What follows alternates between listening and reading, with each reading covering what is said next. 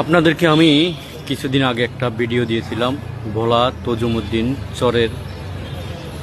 সেই ভিডিওতে অনেকে অভিযোগ করছেন যে বিএনপির এক প্রভাবশালী নেতা রবু দালাল তিনি চরের নিরীহ মানুষের যেই গরু ছাগল সেগুলো ট্রলার ভরে নিয়ে যাচ্ছেন।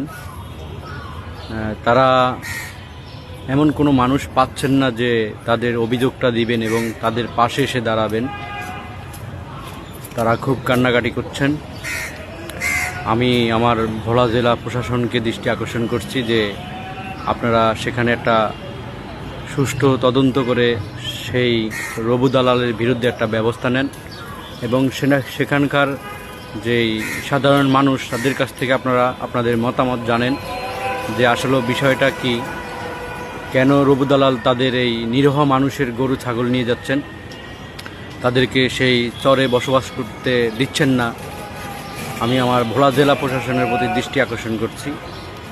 আর আমি বিএনপির যেই ভোলা শীর্ষ নেতা আছেন যারা কিংবা ওয়ার্ড ভিত্তিক যারা নেতা আছেন তাদেরকেও বলবো যে এই যে আপনাদের দলের একটা বদনাম হচ্ছে, আপনাদের দলের যেই বৈশিষ্ট্যটা সেটা নষ্ট হচ্ছে। তার কারণে আমরা জানি যে বিগত সরকারের আমলে আমাদের ভোলাতে এক চেয়ারম্যান ছিল স্বপন চেয়ারম্যান নামে, তিনিও সেই ধরনের কাজই করতেন। বিভিন্ন মানুষের গরু ছাগল চর দখল জমি দখল এই বিষয়গুলো নিয়েও লিপ্ত ছিল তারা।